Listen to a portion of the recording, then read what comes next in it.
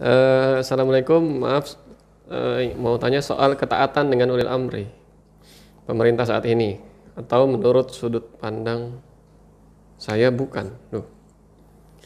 Terkait wajib rapat shafnya salat selama berjamaah, mohon koreksi jika salah. Selama masa hidup Rasul dan para tabi'in atau generasi terbaik setelah Nabi, tidak ada yang namanya salat tidak rapat. Kita sekarang sudah mengikuti anjuran protokol kesehatan WHO dan pemerintah lebih dari 1 tahun. Sampai saat ini tidak ada yang pernah membuktikan sholat berjamaah yang rapat dan tidak rapat jadi tempat penyebaran COVID. Alhamdulillah, jamaah Saifillah sudah mulai banyak merasa sholat sedikit merapat lebih baik walaupun belum rapat. Alhamdulillah, jamaah kita sehat-sehat. Alhamdulillah. Lalu kenapa kita tidak rapat saja sekalian sesuai ketentuan Allah dan Rasul? Sholat rapat hanya beberapa menit. Sedih kita Ustadz, sepertinya sholat berjamaah dijadikan masalah. Umat Islam ini seperti dibohongin. Oh ini agak ini nih. Beberapa pasar tradisional di Jakarta boleh tanya dan cek Ustadz, mereka sholat seperti biasa saja, rapat. Dan pasar terkadang ramai, padat juga. Alhamdulillah tidak ada pernah cerita bukti pasar jadi tempat penyebaran corona. Di pesawat pun berjam-jam tidak ada yang menyebabkan semua penumpang jadi positif, walaupun ternyata ada yang positif penumpang yang OTG. Mohon pencerahan dari sudut pandang Ustadz. Mohon maaf kepanjangan. Waalaikumsalam. Iya. Lagi ini trending nih saat nih. Ini curhat ini. Curhat yang mewakili sebagian besar jamaah juga ini pasti. Gimana DKM? Ini DKM-nya memutuskan ini. DKM oke ya kan. Pasar boleh buka, sholat gak boleh rapat. Wah ini berat ini ya. Bagaimana kalau dalam tinjauan ya? Iya, tinjauan hukum bagaimana? Hukum pertama pernyataan beliau benar ya. Memang kasus soft tidak rapat ini baru ada di zaman sekarang. Dan itu pun di tahun kita ini. Sebelumnya memang tidak pernah ada sama sekali soft tidak rapat. Berbagai musibah yang terjadi ya, di tengah-tengah kaum muslimin itu tidak pernah terjadi. Berbagai penyakit yang menimpa kaum muslim itu tidak pernah terjadi kan gitu. Karena memang ini permasalahan baru yang memang dengan berbagai pertimbangan dari medis dan berbagai macamnya kan gitu. Perlu diingat bahwasanya masalah soft adalah masalah yang sangat teramat penting di dalam Islam. Soft itu adalah sebuah syiar tentang persatuan umat. Sebuah syiar tentang persatuan umat. Islam sangat kuat dengan persatuan kan gitu. Dan bagaimana Allah Subhanahu wa taala sangat menyerukan, memerintahkan untuk terjadi sebuah persatuan. Salah satunya bagaimana? Melalui syiar dengan soft itu. Dengan semakin rapat soft ya, dan semakin lurusnya soft itu menandakan persatuan umat Islam semakin dekat. Kan gitu. Persatuan umat semakin dekat. Dan soft kita diibaratkan oleh Rasulullah bagikan soft para malaikat. Ketika para sahabat bertanya, bagaimana soft para malaikat wahai Rasulullah? Lurus dan kemudian rapat. Kan gitu. Lurus dan rapat. Bahkan Rasulullah pun sangat ketat sekali. Seperti Umar pun sampai meluruskan soft dengan pedang, kan gitu. Ketat, sangat ketat, luar biasa. Itu tentang masalah soft ya. Dibutuhkan dengan hadis-hadis yang sangat banyak sekali ya. Dibutuhkan dengan hadis yang sangat banyak tentang keutamaan soft di dalam Islam. Sampai sebagian ulama melihat karena banyaknya perintah Rasulullah mengatakan wajib. Sawwu sufufakum, luruskan soft kalian. Ini perintah dari Rasulullah dan perintah itu memberikan sebuah makna kewajiban.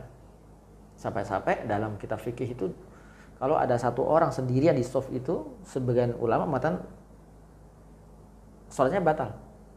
Misalnya, soft pertama penuh, soft kedua penuh, ada satu orang di soft ketiga. Itu sampai mengatakan, sebagian ulama mengatakan batal. Bagaimana tidak batal? Maka caranya adalah menarik yang depan untuk ke belakang. Jadi yang mengatakan batal, kan gitu. Karena begitu pentingnya masalah soft itu. Itu pertama, walaupun mayoritas ulama mengatakan tidak batal. Buktinya apa? Hadis fa inna taswiyatas sufuf min iqamatis shalah atau min tamamis shalah. Karena lurusnya shaf atau rapatnya shaf itu adalah bagian dari kesempurnaan sholat. Berarti apa? Kalau seseorang shafnya tidak rapat, shafnya renggang atau bengkok, sholatnya tidak sempurna. Kalau tidak sempurna berarti sah dong. Makanya kemudian sebagian ulama mengatakan sunnah. Dari berbagai hadis sunnah inilah kemudian ulama-ulama sekarang beristihad bolehnya rapat tidak shaf itu yang kemudian kemarin dijalankan hampir di seluruh dunia Islam ya, sholat melakukan dengan cara seperti itu ya. Saya rasa 1 jam ya. Sedikit lagi ya dengan masalah rapatnya shaf dan kemudian renggangnya itu tadi ya. Dari di situ kemudian akhirnya munculnya fatwa-fatwa para ulama untuk diperbolehkan sholat dengan cara seperti itu. Karena apa? Hukumnya sunnah menurut mayoritas ulama. Karena berpedoman bahwasanya idza dhaqal amru ittasa. Jika sebuah perkara hukum syariat itu sempit, maka dia akan meluas. Maksudnya meluas bagaimana? Jika masalah sholat, ya, itu kita mau sholat ini nggak bisa, sholat ini nggak bisa karena ada corona, maka hukumnya menjadi luas. Banyak hal-hal yang tidak diperbolehkan menjadi boleh, kan gitu hukumnya. Tapi sebaliknya, idza tasa'al amru dhaq. Tetapi jika permasalahan sholat tadi, permasalahan masalah corona itu sudah semakin meluas, sudah semakin longgar, maka hukum kembali pada asalnya. Maka dalam fatwa ulama mengatakan sifatnya sholat renggang itu adalah sementara. Sampai kapan? Sampai kondisi normal, sampai kondisi membaik. Itu yang jika kondisi normal, kalau saya baca fatwanya itu jika kondisi normal maka kembali seperti semula. Nah, sekarang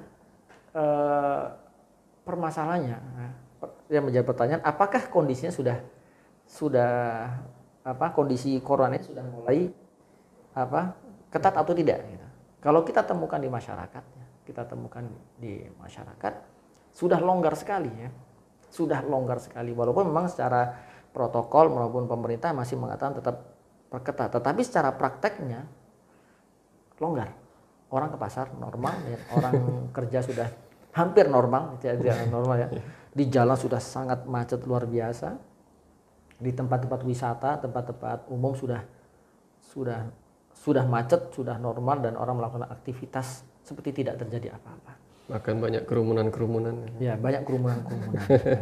Kalau seperti itu seharusnya kan kondisinya sudah mulai meluas kembali ya.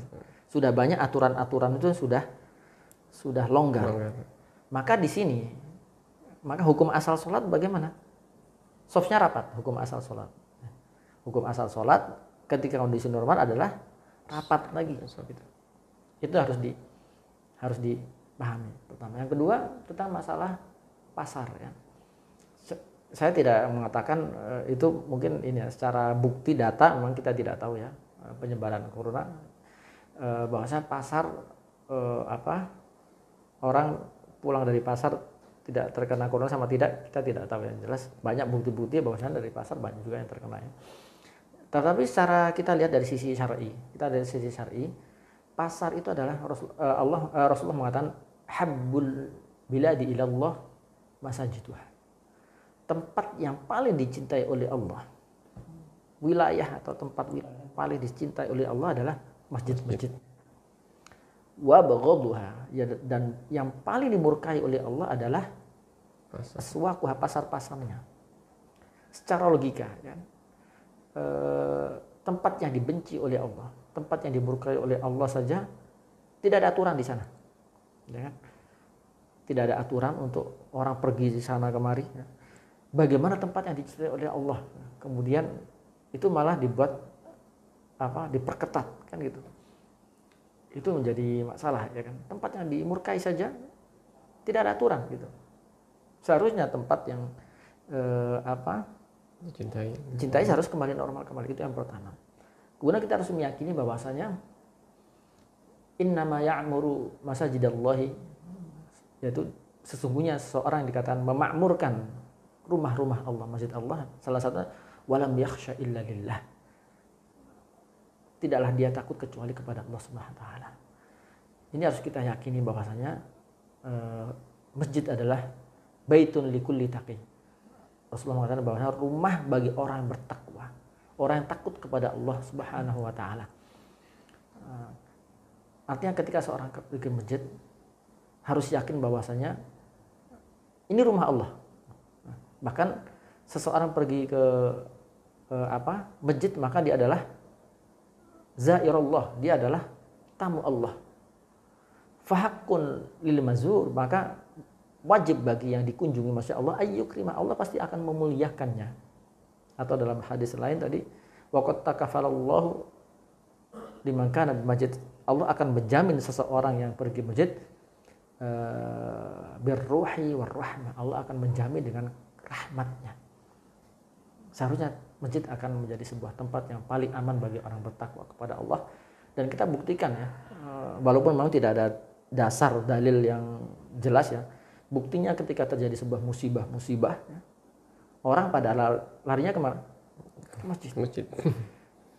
Ketika terjadi sebuah gempa atau misalkan banjir. Orang pergi ke masjid. Di sana Allah akan melindungi. Maka ini harus kita yakini.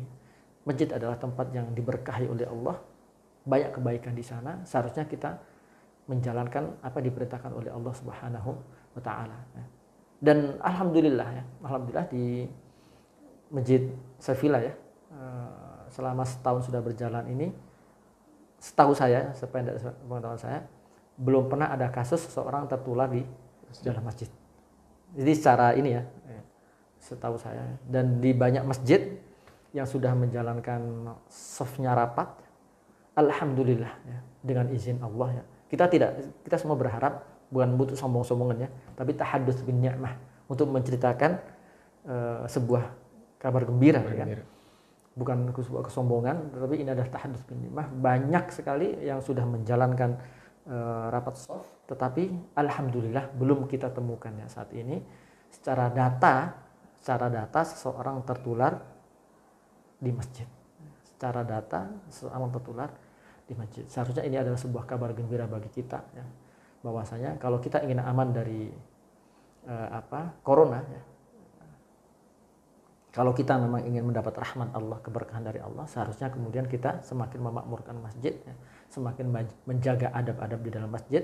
Dan kemudian kalau kita memang ingin mendirikan sholat ya, dengan sempurna, kan shaf adalah bagian dari kesempurnaan sholat. Kita mau sholat sempurna atau tidak ya.